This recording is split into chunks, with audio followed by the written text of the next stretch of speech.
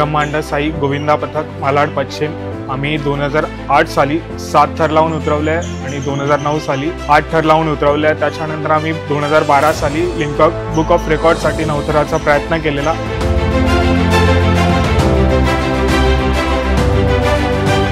2023-24 ला आम्ही दोन्ही time pro मध्ये सिलेक्ट झालेलो आणि या टाइम पण सिलेक्ट झालोय, तर काहीतरी नवीन करण्याचा प्रयत्न करू।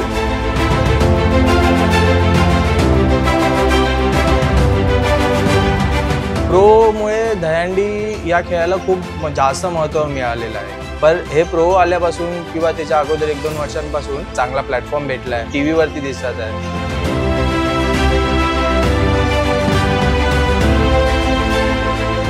यंदाच्या वर्षी आमची 9 थराची पण प्रॅक्टिस चालूच आहे, तरी आम्ही पूर्णपणे प्रयत्न करू यावर्षी 9 थर लावून उतरवण्याचा। पूर्वेश प्रताप सरनाईक यांचे आभार की त्यांनी आम्हाला मातीतून पूर्णपणे मॅटवर आणलेला आहे।